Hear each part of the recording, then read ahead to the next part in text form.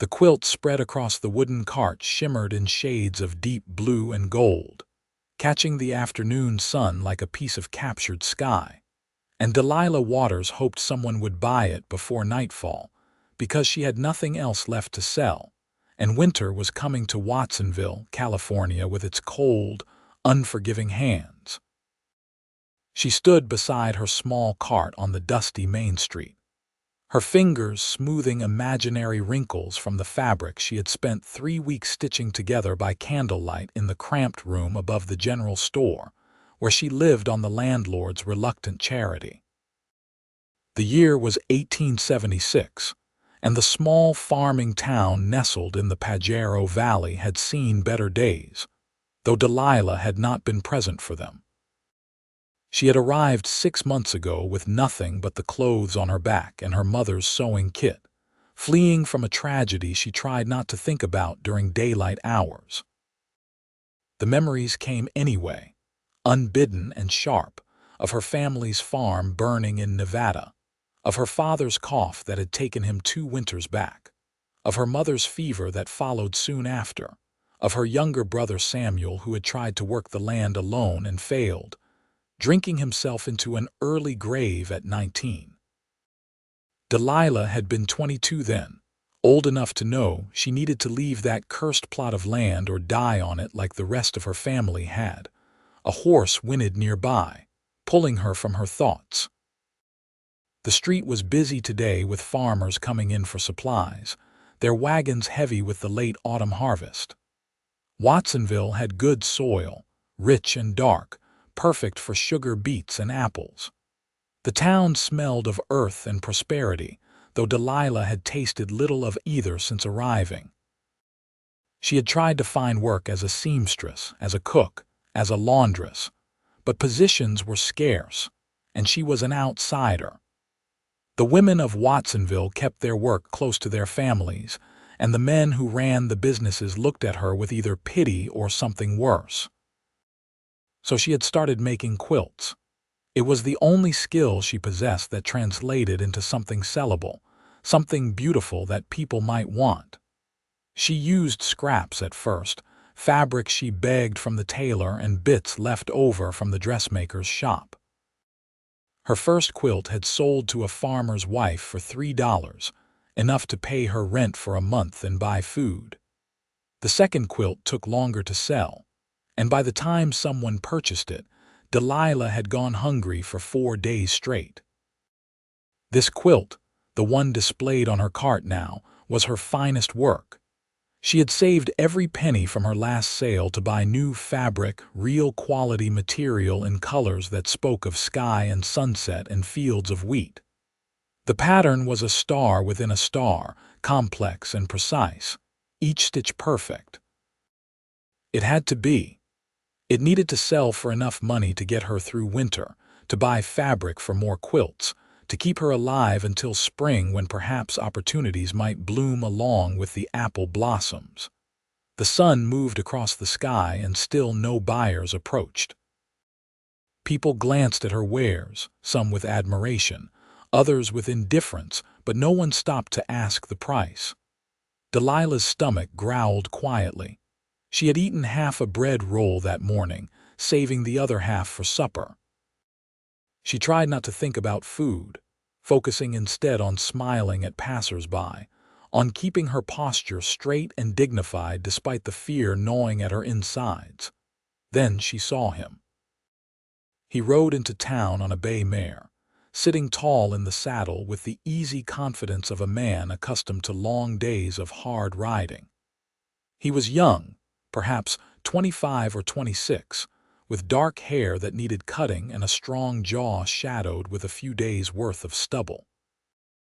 His clothes marked him as a working man, a cowboy, with worn leather chaps and a dusty hat pushed back on his head. But it was his eyes that caught her attention when he dismounted near the hitching post across from her cart. They were a startling light brown, almost amber in the afternoon sun, and when they landed on her quilt, something in them sparked with interest. Delilah's heart quickened. She had learned to read potential customers in the months since she started selling, and this man had the look of someone who actually saw what he was looking at, not just glancing past on his way to somewhere else. He crossed the street with a long-legged stride, his boots kicking up small clouds of dust, and stopped directly in front of her cart. "Afternoon, miss," he said, touching the brim of his hat. His voice was deep and rough-edged, the kind of voice that came from shouting orders across open ranges and singing to cattle under starlit skies. "Good afternoon, sir," Delilah replied, her own voice steadier than she felt. "Can I interest you in a quilt? This one is my finest work, hand-stitched with quality fabric." He reached out, his hand hovering over the quilt for a moment as if asking permission. When she nodded, he ran his fingers across the surface, testing the weight of the fabric, examining the stitching with an attention to detail that surprised her. Most men who stopped to look at her quilts were shopping for wives or mothers, uncomfortable with the feminine craft and quick to make a decision and leave. This man took his time. "You make this yourself?" he asked, his eyes meeting hers. "Every stitch," Delilah confirmed. "The pattern is called Double Star. It took me 3 weeks to complete." "It is beautiful work," he said, and she heard genuine appreciation in his voice. "How much?" She named her price, $15, knowing it was steep but necessary. The quilt was worth it, and she needed every cent to survive. She watched his face for the inevitable negotiation, the attempt to bring the price down, but instead he simply nodded. "Fair enough," he said, reaching into his pocket. He counted out the money carefully, placing the bills in her hand. His fingers were calloused and warm when they brushed against hers, the brief contact sending an unexpected jolt through her. "I work at the Double J Ranch about 5 miles north of town. Been sleeping under a thin blanket since I arrived 3 months back. This will make the bunkhouse a sight more comfortable." Delilah felt something shift in her chest, a flutter of something she could not quite name. "Thank you, sir. I hope it serves you well." "Zachariah," he said, extending his hand properly. "Zachariah Jensen. Most folks call me Zach." She took his hand, noting the strength in his grip tempered by a surprising gentleness. "Delilah Waters. Most folks call me Delilah, seeing as it is already fairly short." He smiled at that, a slow grin that transformed his entire face from handsome to devastating. "A pleasure to make your acquaintance, Miss Waters. Tell me, are you here every week selling quilts?" "When I have them to sell," she admitted. "I set up on Saturdays, weather permitting." "Then I expect I will see you again," Zach said, carefully folding the quilt and tucking it under his arm. "I have been meaning to fix up my corner of the bunkhouse, make it feel more like a home. Another quilt or two would not go amiss." He tipped his hat again and walked back to his horse, securing the quilt behind his saddle before mounting up. Delilah watched him ride away, her hand still warm from where he had held it, the $15 clutched tight in her other palm. It was more money than she had seen in weeks, and yet she found herself thinking less about what it would buy and more about the amber-eyed cowboy who had purchased her work without hesitation or haggling. The following Saturday arrived cold and gray, with clouds threatening rain. Delilah almost stayed home, worried that the weather would keep buyers away and that her new quilt might get damaged if the skies opened up. But rent was due in 2 weeks, and her food supplies were running low, so she loaded her cart and made her way to her usual spot on Main Street. She had spent every waking hour of the past week working on a new quilt, this one in shades of green and cream with a pattern of interlocking rings. It was not quite as elaborate as the Double Star, but it was beautiful nonetheless, and she priced it at $12. The morning passed slowly. Few people ventured out in the cold, and those who did were intent on completing their errands quickly and getting back to warm firesides. Delilah wrapped her shawl tighter around her shoulders and tried not to shiver. She had sold her good winter coat 2 months ago to pay for fabric, and now she regretted that decision as the wind picked up, cutting through the thin wool of her dress. She was considering packing up early when she heard hoofbeats approaching. Looking up, she saw Zach riding down the street on the same bay mare, and despite the cold, warmth flooded through her. He was coming back just as he had said he would. "Miss Waters," he greeted her, dismounting with fluid grace. "Looks like you have been busy this week." "Mr. Jensen," she replied, unable to keep the smile from her face. "I did not expect to see you quite so soon." "Well, that first quilt made my bunk the most comfortable spot in the entire bunkhouse," he said, approaching the cart. "Got the other hands jealous if I am being honest. Figured I could use another one, maybe use it as a proper bedspread this time instead of just a top blanket." He examined the new quilt with the same careful attention he had given the first, his fingers tracing the interlocking rings. "Wedding ring pattern?" he asked. Delilah blinked in surprise. "You know quilting patterns?" A slight flush crept up his neck. "My mother was a quilter. Before she passed, she taught me to recognize different patterns. Said it was important for a man to appreciate the work that goes into making a home comfortable." "She sounds like she was a wise woman," Delilah said softly. "She was," Zach agreed, his voice carrying a note of old grief. "Lost her to cholera when I was 17. My father followed a year later, just gave up, I think. Could not imagine life without her." "I am sorry," Delilah said, meaning it. "I lost both my parents too, and my brother." Their eyes met, and in that moment Delilah felt a connection snap into place, a recognition of shared pain and survival. Zach cleared his throat, breaking the intensity of the moment. "How much for this one?" $12, she said. He counted out the money without comment, adding an extra $1. "For the artistry," he explained when she started to protest. "And because you are standing out here in weather that is fit for neither man nor beast. Promise me you will use that to buy yourself a warm meal at least." Delilah wanted to refuse the extra money on principle, but her empty stomach won out over her pride. "Thank you," she said quietly. "That is very kind." "Kindness has nothing to do with it," Zach said, his amber eyes warm despite the cold air.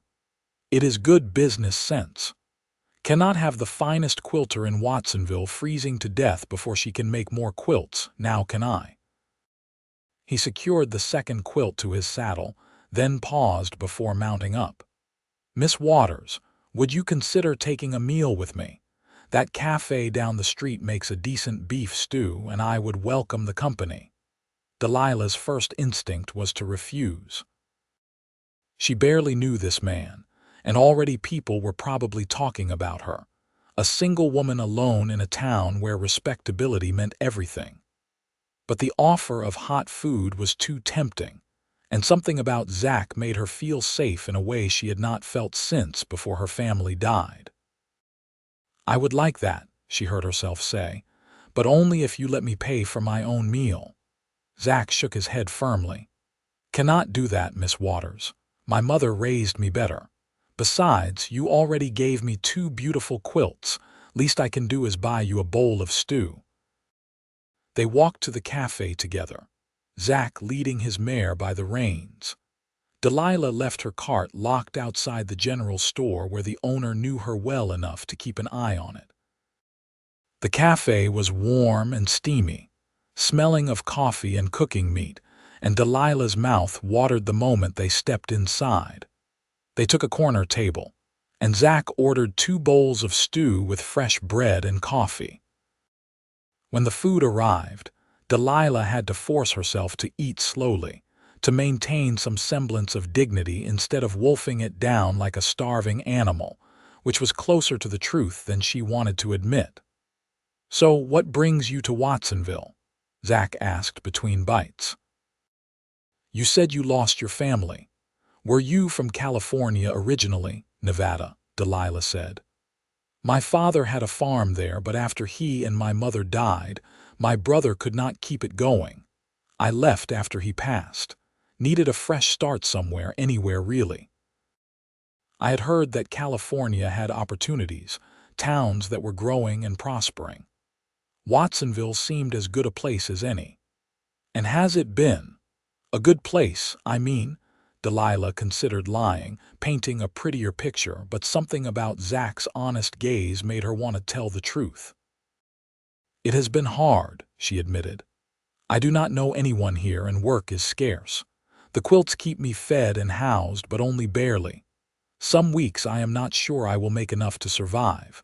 But I am still here, still trying, so I suppose that counts for something." "It counts for a lot," Zach said seriously. "Takes courage to start over alone. I did the same thing when I came to California. I am from Wyoming originally, worked on my uncle's ranch up there after my parents died. But he sold out last year, decided to move east to live with his daughter. I wanted to stay out west, so I headed south, found work at the Double J. Owner is a good man, fair wages, decent conditions. It is not a permanent solution, but it works for now." "What is a permanent solution?" Delilah asked, curious despite herself. Zach was quiet for a moment, his fingers wrapped around his coffee cup. "Own my own spread someday, I suppose. Nothing big, just enough land to run some cattle, maybe grow some crops. Have a real home instead of a bunk in a shared room. Build something that lasts, something that means something." "That sounds like a good dream," Delilah said. "What about you?" Zach asked. "What is your dream, Miss Waters?" No one had asked her that in so long that Delilah had to think about it. "Security, I suppose," she finally said. "Knowing where my next meal is coming from, having a roof over my head that I do not have to worry about losing. Maybe having enough money saved that I could handle an emergency without panic. It is not very exciting, but when you have been hungry and afraid, simple security starts to look like paradise." Zach's expression softened. "That is not boring at all. That is survival, and there is honor in that." They talked for another hour, the conversation flowing easily from topic to topic. Delilah learned that Zach had a younger sister living in Oregon with her husband, that he could play the harmonica, that he was saving money with the hope of buying land in the next few years. Zach learned that Delilah had taught herself to quilt by studying her mother's work and taking apart old pieces to see how they were constructed, that she loved reading but could rarely afford books, that she had never been to the ocean despite living in California for half a year. When they finally left the cafe, the threatened rain had started to fall, light but steady. Zach insisted on escorting Delilah back to her room above the general store, leading his horse with one hand while offering her his arm with the other. She took it, and they walked through the rain together, not hurrying despite the wet. At her door, Zach tipped his hat. "Thank you for the company, Miss Waters. This was the finest afternoon I have had in a very long time." "Thank you for the meal," Delilah replied, "and for buying my quilts. You have no idea how much that helps." "Maybe I will need another one next week," Zach said, a hint of mischief in his eyes. "Seems like a man can never have too many quilts." He rode away into the rain, and Delilah climbed the stairs to her small room with a warmth in her chest that had nothing to do with the stew. She told herself not to read too much into it, that Zach was just a kind man helping out someone in need. But as she lay in bed that night, she found herself smiling at the ceiling, remembering the way his eyes crinkled when he grinned, the rumble of his laugh, the gentle strength in his calloused hands. True to his word, Zach appeared the following Saturday. This time, Delilah had a quilt in shades of red and gold, a log cabin pattern that had taken her most of the week to complete. The weather was better, crisp and clear, and Main Street bustled with Saturday shoppers. Zach cut through the crowd like a ship through water, heading straight for her cart. "Miss Waters," he said, and the pleasure in his voice made her heart skip. "What beauty have you created this week?" She showed him the log cabin quilt, pointing out the way the pattern created an illusion of depth, of light and shadow playing across the fabric. Zach listened intently, asking questions about her process, genuinely interested in the artistry involved. When she named her price, $10 this time, he paid without hesitation and added an extra $2. "You do not have to keep doing that," Delilah protested, even as her fingers closed gratefully around the money. "I know I do not have to," Zach said. "I want to. Your work is worth more than you are charging, Miss Waters. Anyone with eyes can see that."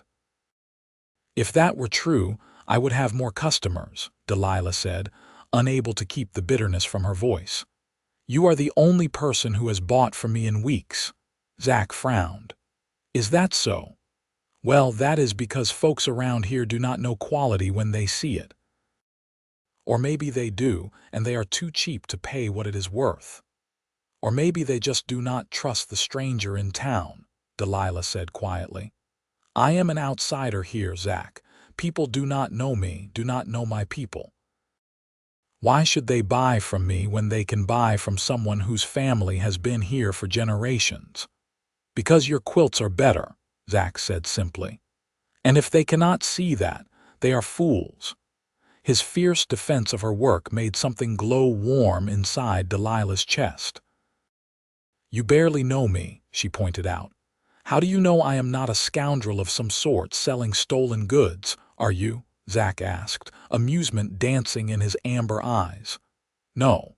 "Then there you have it. Besides, I trust my instincts about people, and my instincts say you are one of the most genuine souls I have ever met." They had lunch together again, this time at a small restaurant that served chicken and dumplings.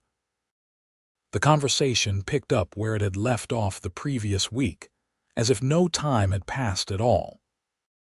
Delilah found herself laughing more than she had in months, delighting in Zach's stories about life on the ranch, the ornery cattle and the even ornerier ranch hands, the sunrise rides across the valley, and the hard, satisfying work of tending livestock and land. "You should come see it sometime," Zach said over coffee. "The ranch, I mean. It is beautiful country out there, rolling hills and good grass. The owner's wife keeps a garden that would make you weep, flowers and vegetables both." "I would like that," Delilah said, meaning it. "How about next Sunday?" Zach suggested. "I have the day off. I could ride in, collect you, show you around. We could pack a picnic, make a day of it." Delilah hesitated. A picnic, a full day spent together, that was more than casual friendliness. That was courting or something close to it. But the hopeful look in Zach's eyes made it impossible to refuse. "Yes," she said. "I would like that very much." The week until Sunday crawled by. Delilah worked on a new quilt, but her mind kept wandering to Zach, to the upcoming outing. She told herself to keep her expectations reasonable. Zach was kind to her, yes, and he seemed to enjoy her company, but that did not mean he was interested in anything more than friendship. He probably felt sorry for her, the struggling quilter trying to make her way in an unfamiliar town. But when Sunday arrived and she saw him riding up to the general store, looking freshly shaved and wearing what were clearly his best clothes, clean denim pants and a pressed shirt, her heart insisted on hoping. He had brought a gentle mare for her to ride, borrowed from the ranch, he explained. A sweet-tempered creature named Daisy who would not give her any trouble. They rode out of town together, heading north toward the Double J Ranch. It was a beautiful November morning, the air crisp and clean, the sky a brilliant blue unmarred by clouds. The Pajero Valley spread out around them, fields ready for winter rest, the distant mountains standing guard over the fertile land. Zach pointed out landmarks as they rode, telling stories about the area. He was an excellent guide, knowledgeable and enthusiastic, and Delilah found herself relaxing into the rhythm of the ride, the gentle sway of Daisy's gait, the warmth of the sun on her face. The Double J Ranch was impressive, a sprawling operation with a large main house, several barns, and miles of fenced pasture where cattle grazed peacefully. Zach showed her around with obvious pride, introducing her to some of the other ranch hands, all of whom treated him with easy camaraderie that spoke of respect and genuine friendship. They ate their picnic lunch on a hill overlooking the ranch, sitting on a blanket Zach had brought. He had packed bread and cheese, apples from the ranch orchard, and cookies that the ranch cook had sent along. They ate slowly, talking and laughing, and Delilah could not remember the last time she had felt so content, so at peace with the world. "I have a confession to make," Zach said as they were finishing the last of the apples. "I did not really need 3 quilts. One would have been sufficient." Delilah's heart began to pound. "Oh, I bought that first quilt because it was beautiful, and because I did need something warmer for the winter," Zach continued, his eyes fixed on the distant cattle rather than on her. "But I came back the second week because I wanted to see you again, and the third week, same reason. The quilts were just an excuse."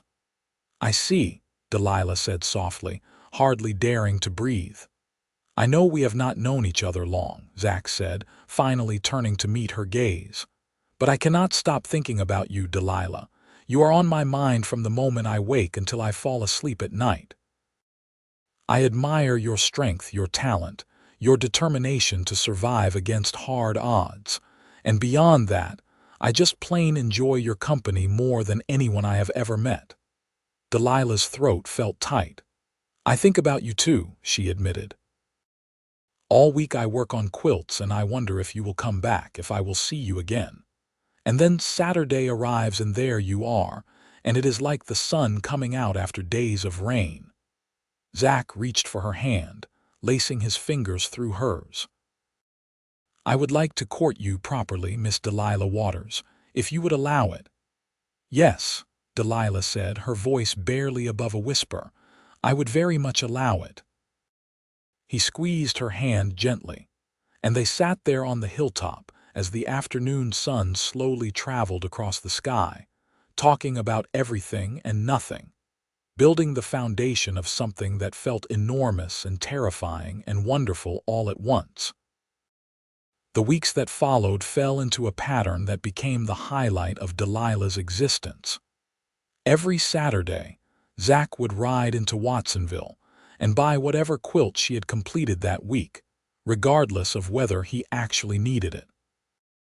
The growing stack of quilts in his corner of the bunkhouse became a running joke among the other ranch hands, but Zach bore their teasing with good humor. Every Sunday, weather permitting, he would collect Delilah and they would spend the day together, riding through the valley, exploring the countryside, talking for hours about their pasts, their dreams, the life they each wanted to build. But it was not all easy. As November turned to December, Delilah's financial situation became increasingly dire. Zach's purchases kept her fed, but he was her only customer, and she knew she could not rely on that forever. The rent on her room kept climbing as the landlord realized she had nowhere else to go.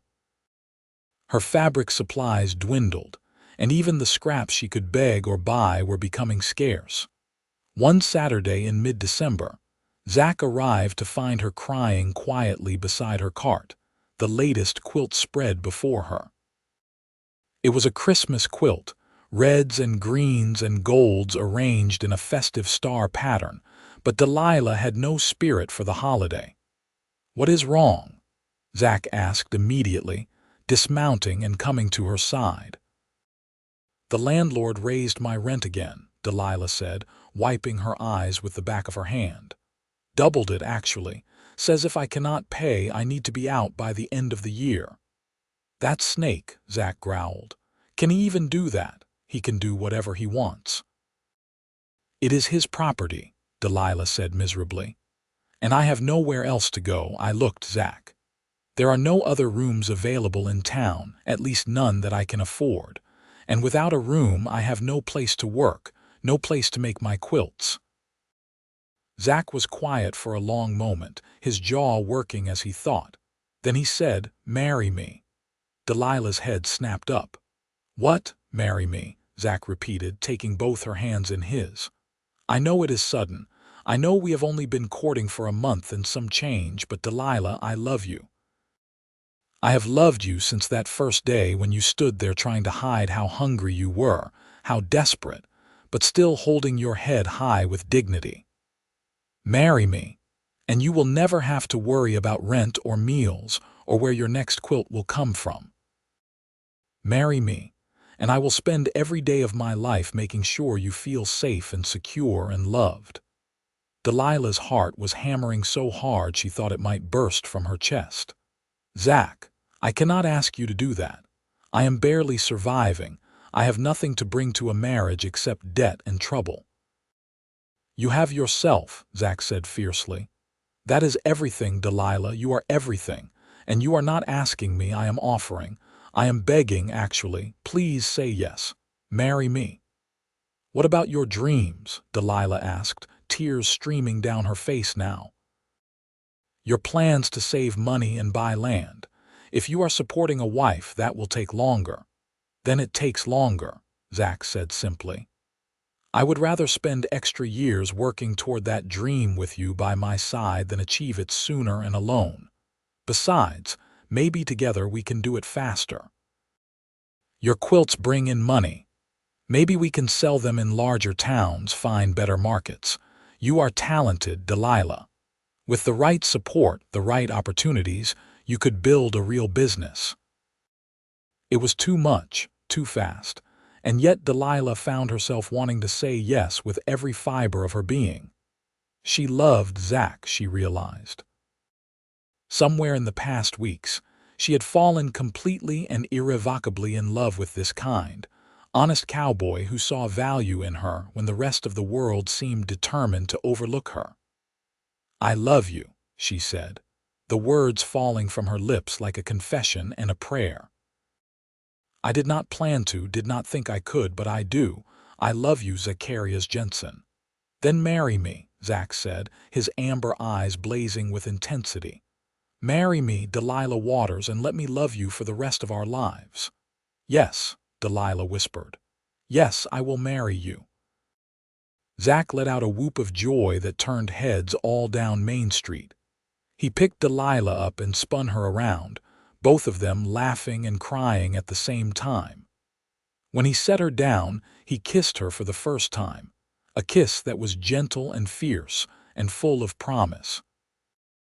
They were married 3 days later by the town's pastor in a simple ceremony with 2 of Zach's fellow ranch hands as witnesses. Delilah wore her best dress, a simple blue cotton that she had mended so many times, the seams were more thread than original fabric. Zach wore the same pressed shirt he had worn on their first picnic, his hair neatly combed and his face shaved smooth. They spoke their vows in voices that shook with emotion, promising to love and honor each other through whatever trials life might bring. The ranch owner, a man named Thomas Jacobson, gave them permission to use a small, unused cabin on the edge of the ranch property. It was not much, just 2 rooms and a fireplace, but it was theirs.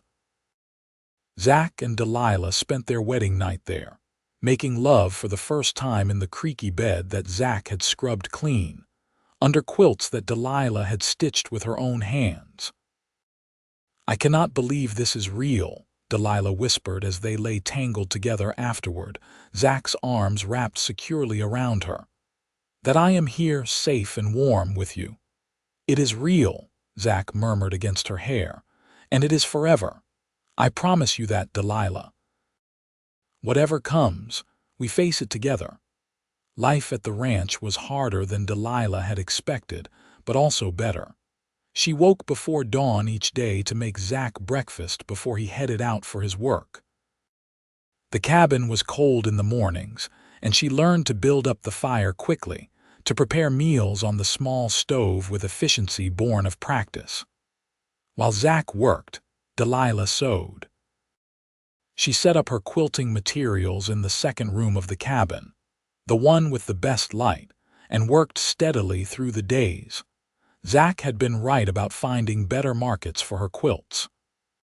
He began taking her finished pieces to neighboring towns on his days off, to larger communities where people had more money to spend on luxuries.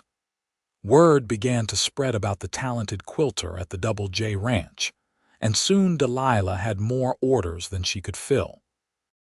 She raised her prices, and still the orders came. Christmas arrived, their first as a married couple. They had little money for gifts, but Zach carved Delilah a beautiful sewing box with intricate patterns on the lid, and Delilah made him a quilted vest that he could wear while working in the cold. They attended Christmas service in town, sitting together in the back pew, and Delilah marveled at how different she felt from the desperate, lonely woman she had been just a month ago. Winter deepened, and with it came challenges. A cold snap in January killed several head of cattle, and the ranch struggled with the losses. Zach's wages were cut temporarily as the owner tried to recover from the financial blow. But Delilah's quilt sales remained steady, and her income helped keep them fed and warm. She took pride in contributing, in being a partner rather than a burden. In February, Delilah realized she was with child. She had suspected for a few weeks, but when she finally confirmed it with the doctor in town, the reality hit her with overwhelming force. She was going to be a mother. After losing her entire family, after thinking she might end up alone forever, she was going to have a child with the man she loved. She told Zach that evening when he came home from work, exhausted and covered in mud from herding cattle through a spring rain. He stood there dripping in the doorway as she spoke the words, and then suddenly he was across the room, picking her up and spinning her just like he had when she agreed to marry him. "We are having a baby," he kept saying, wonder in his voice. "Delilah, we are having a baby." "We are," she confirmed, laughing through happy tears. "Are you pleased?" "Pleased." Zach set her down gently as if she were made of glass. "Delilah, I am the happiest man alive." He was absurdly protective after that, trying to stop her from lifting anything heavier than a teacup, worrying whenever she spent long hours at her sewing. Delilah had to remind him repeatedly that pregnancy was not an illness, that women had been having babies and working at the same time since the dawn of creation. But his concern came from love, and she could not truly be annoyed with him. Spring arrived, turning the valley green and gold with new growth. The ranch recovered from the winter losses, and Zach's full wages were restored. Delilah's belly grew round with their child, and she had to adjust her quilting pace to accommodate her changing body. But the orders kept coming, and she kept working, driven by the need to contribute but also by genuine love for her craft. In May, Thomas Jacobson called Zach to his office. Delilah waited anxiously for him to return, worried that something was wrong. But when Zach burst through the cabin door, his face was bright with excitement. "He is selling us land," Zach announced, the words tumbling out in a rush. "Jacobson is selling us 20 acres on the south edge of the property. Says he has been impressed with my work, with your quilting business, with how we have handled ourselves this past year. He is willing to sell it to us at a price we can afford. Let us pay over time. Delilah, we can build our own home. We can start our own ranch." Delilah's hands flew to her mouth. "Truly? He really said that?" "On my honor," Zach said, coming to her and taking her hands. "He said any man who works as hard as I do and any woman who builds a business while pregnant deserves a chance to own their own piece of the world." What do you say, Delilah? Should we do it? Yes, Delilah said without hesitation. Oh, Zach, yes, absolutely yes. They spent the summer planning and saving, working harder than ever. Zach continued his work at the ranch while also beginning to clear their land in his spare time, marking out where they would build their house, where they would run their own cattle. Delilah sewed with determined focus, her quilts now selling to customers as far away as San Francisco, wealthy ladies who paid premium prices for her intricate work. In late August, with the summer heat beating down on the valley, Delilah went into labor. The ranch owner's wife, Martha Jacobson, came to help, along with the doctor from town. It was a long, difficult labor that lasted through the night and into the next day. Zach paced outside the cabin, nearly frantic with worry, until finally he heard the thin, angry cry of a newborn baby. Martha emerged from the cabin with a smile. "You have a son," she announced, "and your wife is asking for you." Zach rushed inside to find Delilah propped up in bed, exhausted but radiant, holding a tiny bundle wrapped in a soft blue quilt she had made specially for this moment. She looked up as he entered, and the love in her eyes made his breath catch. "Meet your son," she said softly. Zach approached carefully, sitting on the edge of the bed and looking down at the impossibly small person in Delilah's arms. The baby had dark hair and a red, scrunched face, and Zach thought he was the most beautiful thing he had ever seen. "What should we name him?" Delilah asked. They had discussed names for months, going back and forth on various options. But looking at his son now, only one name felt right to Zach. "Samuel," he said, "after your brother, so a part of your family lives on." Delilah's eyes filled with tears. "Are you sure?" "I am certain," Zach said, touching the baby's tiny hand with one finger. "Samuel Jensen. What do you think? Does it suit him?" "It is perfect," Delilah whispered. Samuel was a healthy baby with strong lungs and an insistent personality. He turned their quiet cabin into a place of constant noise and activity, demanding feeding every few hours and protesting loudly whenever he was displeased with something. But Delilah had never been happier. Despite the exhaustion, despite the challenges of caring for an infant while trying to maintain her quilting business, she felt complete in a way she never had before. Zach was a devoted father, coming home each evening eager to hold his son, to help with the nighttime feedings, to give Delilah breaks so she could sleep or work. They navigated the challenges of new parenthood together, learning as they went, supporting each other through the difficult moments.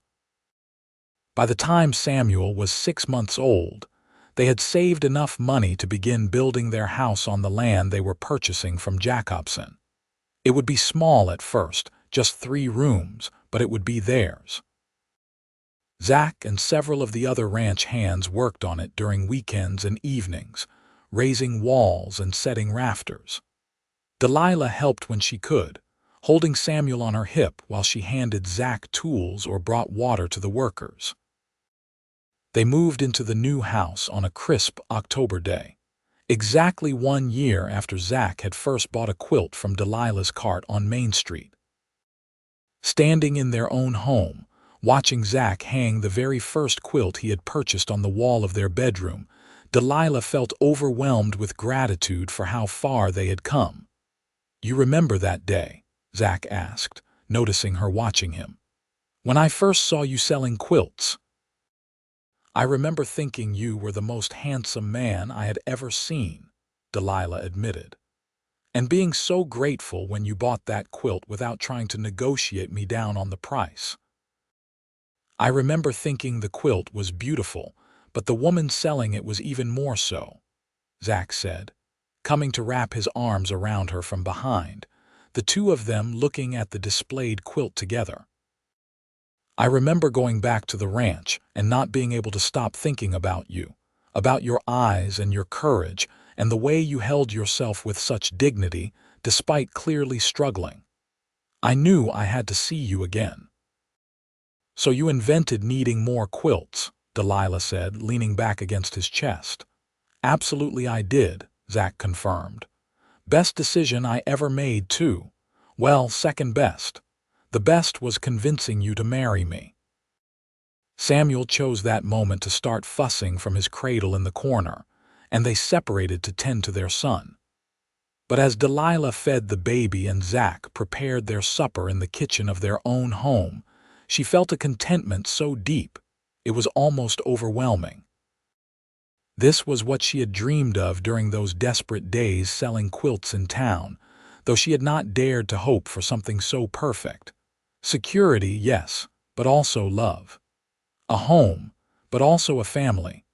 A future that stretched out bright and promising before her. The years passed, and their small ranch grew. Zach built up a modest herd of cattle, enough to bring in steady income. Delilah's quilting business expanded until she had to hire 2 women from town to help her keep up with orders. They added rooms to their house as needed, creating a proper workspace for Delilah's sewing and a larger bedroom for their growing family. When Samuel was 3, they welcomed a daughter they named Grace, a placid baby who was Samuel's opposite in temperament, content to lie quietly watching the world around her with serious dark eyes. 2 years after Grace came another son, Thomas, named after the ranch owner who had given them their start. Thomas was a wild child from the beginning, crawling and climbing before he could properly walk, giving his parents heart attacks on a regular basis with his fearless adventuring. Through it all, Delilah continued to quilt and Zach continued to build their ranch. They worked as partners in everything, making decisions together, supporting each other through challenges and celebrating successes together. Some years were harder than others. A drought in 1881 nearly broke them, forcing them to sell half their cattle just to survive. But they endured, and when the rains finally came, they rebuilt. By 1885, their ranch was one of the most respected operations in the valley. Zach's cattle were known for their quality, and Delilah's quilts were famous throughout California and beyond. She had started teaching quilting classes in town, passing on her skills to other women, and took deep satisfaction in helping others learn to support themselves through their craft, just as she had. On their 10th wedding anniversary, Zach took Delilah back to the hilltop where he had first told her he loved her, where he had asked to court her properly. They left the children with Martha Jacobson, who doted on them like a grandmother, and rode out to the Double J Ranch in the late afternoon. The valley spread out before them just as it had a decade ago, golden in the autumn light. They sat on a blanket and ate a simple meal of bread and cheese and apples, just like their first picnic. "You remember what I said here?" Zach asked as they watched the sun begin its slow descent toward the horizon. "You said you wanted to court me," Delilah recalled, "that you could not stop thinking about me." "I still cannot," Zach said, taking her hand. 10 years, 3 children, a house, a ranch, and I still think about you from the moment I wake until I fall asleep. Still love you more than I thought it was possible to love another person." "I love you too," Delilah said, squeezing his hand. "You saved my life, Zach. I was so close to giving up when you walked into it. I had almost convinced myself that I was meant to struggle alone forever. And then there you were, buying quilts you did not need just for an excuse to talk to me." "Best money I ever spent," Zach said. "Even if the other ranch hands still give me grief about having enough quilts to open my own shop." They laughed together, and Delilah rested her head on Zach's shoulder as they watched the sun paint the sky in shades of orange and pink and gold. It was a perfect moment, a small pocket of peace in their busy lives, and Delilah treasured it. The children grew, as children do. Samuel proved to have inherited his mother's artistic talents, though his medium was drawing rather than sewing. He spent hours sketching the cattle, the landscape, his siblings, creating beautiful images that Delilah carefully preserved. Grace developed a love for animals, collecting every stray creature she could find and nursing them back to health with patient dedication. Thomas wanted to be a cowboy like his father, following Zach around whenever possible, mimicking his movements and mannerisms. In 1888, when Samuel was 12, Grace 9, and Thomas 7, Delilah realized she was pregnant again. It was a surprise, as she had thought her childbearing years were behind her, but not an unwelcome one. Zach was delighted at the prospect of another child, and the older children were excited about a new baby sibling. The pregnancy was harder than her previous ones, however. Delilah was tired all the time and sick frequently. The doctor advised rest, but there was always work to be done, orders to fill, children to care for. She pushed through, determined not to let her discomfort slow her down. In early spring of 1889, Delilah gave birth to twin girls. The doctor had not realized there were two babies, and their arrival caused quite a commotion. They named them Rose and Lily, perfect little flowers who looked identical, except that Rose had a small birthmark on her left shoulder. With 5 children and a growing business, life became more chaotic than ever. But it was a good chaos, the kind that came from abundance rather than desperation. The house was always full of noise and laughter, children running in and out, friends visiting, ranch hands stopping by for Delilah's cooking, which had become legendary in the area. Zach expanded the ranch again, buying more land from Jacobson, who was getting older and slowly reducing his own operation. By 1892, the Jensen Ranch was larger than the Double J, and Zach employed several hands of his own. But he never forgot where he had started, and he paid his workers fair wages and treated them with the same respect Jacobson had shown him. Delilah's quilting business evolved as well. She spent less time on individual commissions and more on teaching, running regular classes that attracted women from all over the state. She wrote a book about quilting techniques that was published by a San Francisco press and sold steadily. The money from her work went into savings and investments, building security for their family's future. On a warm summer evening in 1895, Zach and Delilah sat on the porch of their home, watching the sun set over their land. The children were inside doing chores and homework, their voices carrying through the open windows. Samuel, now nearly 17, was preparing to attend college in San Francisco, the first in either of their families to do so. Grace had announced her intention to become a veterinarian, an unusual goal for a young woman, but one her parents supported wholeheartedly. Thomas was working alongside his father on the ranch, having declared his intention to stay and run the operation someday. The twins, now 6, were wild and imaginative, constantly getting into mischief together. 20 years ago, I was selling quilts from a cart, wondering if I would survive the winter, Delilah said quietly. Sometimes I can hardly believe this is my life now. I believe it, Zach said, reaching for her hand, because I have watched you build it, piece by piece, just like one of your quilts. Every decision, every hard day, every moment of courage, they all stitched together to create this. We built it, Delilah corrected. Together. I could not have done any of this without you, Zach. You gave me a foundation to build on when I had nothing. You believed in me when I barely believed in myself. We saved each other, Zach said simply. I was drifting before I met you, just working day to day without real purpose. You gave me something to work toward, someone to build a life with. Everything good in my life traces back to that day I saw you standing beside that cart with the blue and gold quilt.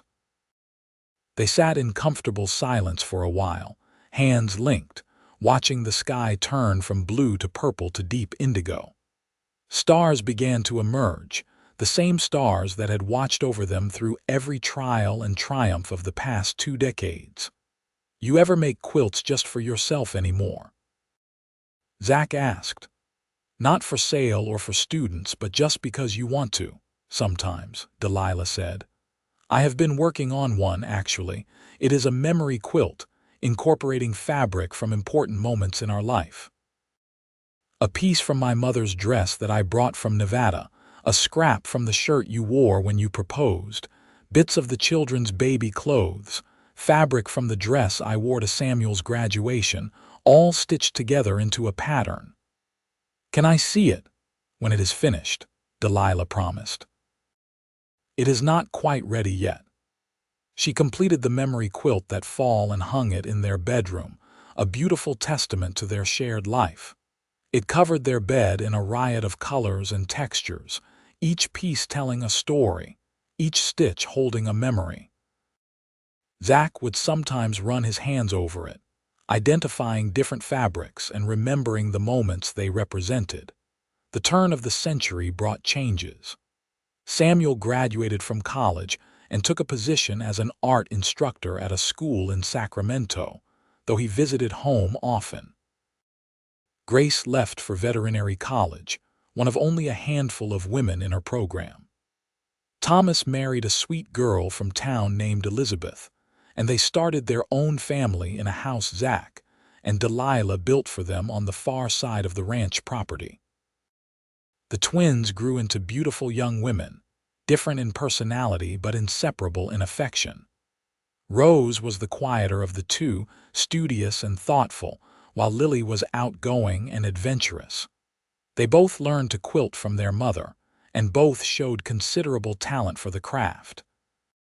Zach and Delilah grew older together, their hair turning gray, their faces lined with years of laughter and hard work and sun. But Zach still looked at Delilah with the same warmth he had shown that first day in Watsonville, and Delilah still felt her heart skip when Zach walked into a room. In 1905, on a clear autumn day much like the one when they had first met, Delilah stood in the main room of their home, surrounded by quilts. It had been 30 years since Zach first bought a quilt from her desperate hands, 30 years since he had started coming back week after week, until she agreed to marry him. The house was full of family, children and grandchildren, here to celebrate their anniversary. 30 years, Delilah said to Zach as they stood together before the gathering. "Sometimes it feels like forever, and sometimes it feels like no time at all." "Forever would not be long enough," Zach said, pulling her close. "I would take 1,000 years with you and still want more." Their children and grandchildren groaned good-naturedly at the display of affection, but Delilah saw the love in their eyes. This was their legacy. This family built on a foundation of quilts and persistence and love that refused to quit even when things got hard. That night, after the party had ended and the guests had gone home, Zach and Delilah lay in bed under the memory quilt, wrapped in each other's arms. "Thank you," Delilah whispered in the darkness. "For what?" Zach asked. "For buying that quilt. For coming back every week. For not giving up on me even when I was too scared to hope for anything more than survival. For loving me." "Thank you for saying yes," Zach replied. "For taking a chance on a cowboy who fell in love with a quilter. For building this life with me. For every day of the past 30 years. They drifted off to sleep like that, holding each other, surrounded by the quilts that had brought them together and the family they had built together. Years continued to pass, bringing joy and sorrow in measure.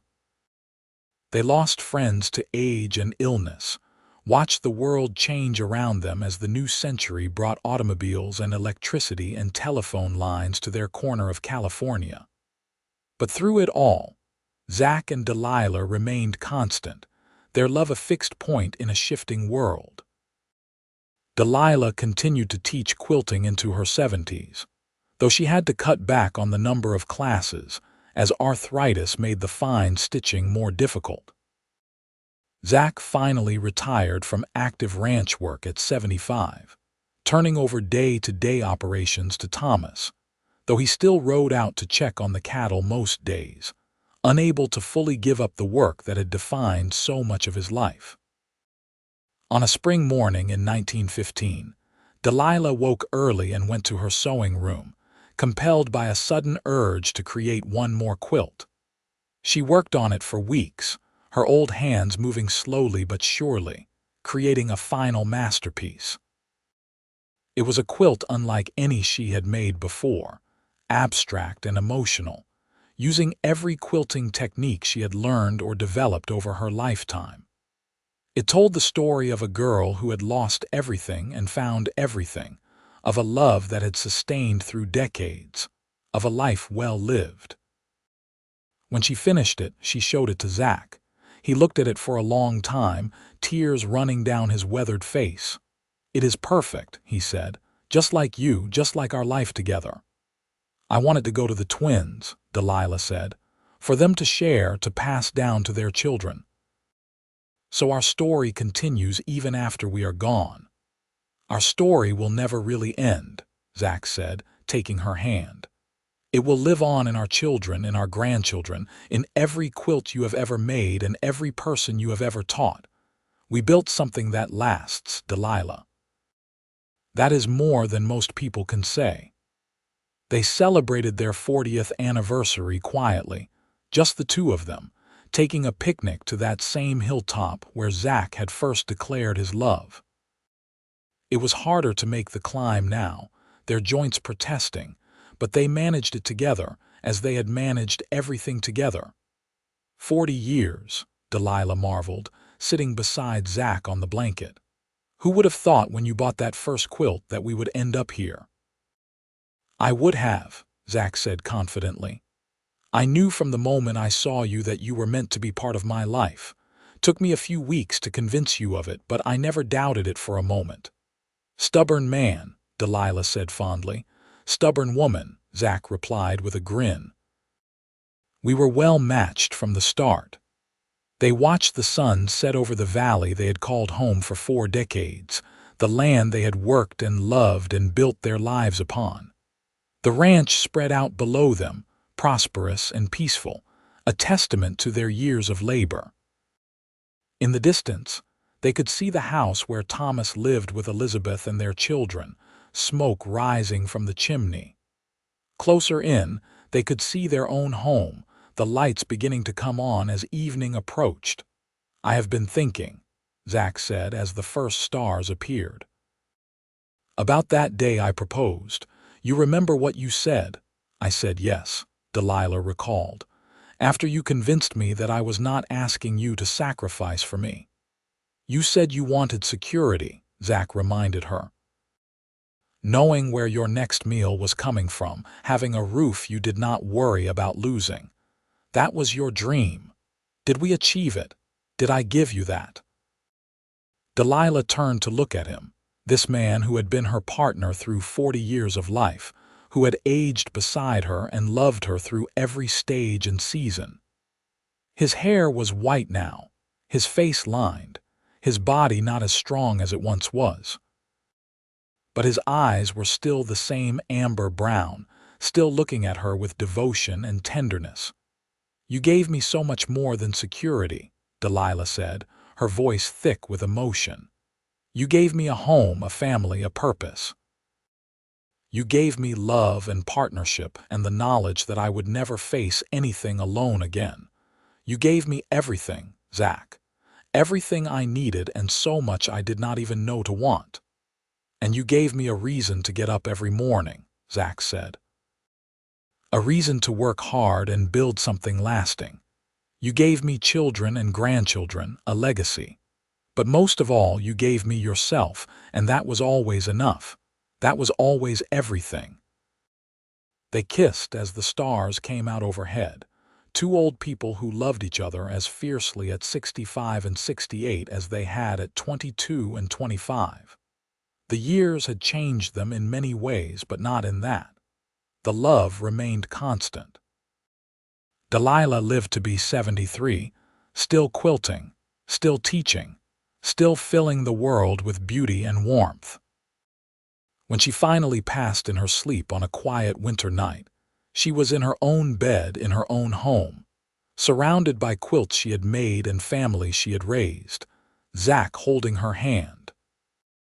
Zach followed her 3 years later, having lived those final years quietly on the ranch, tending to his grandchildren and great-grandchildren, making sure the family legacy was secure.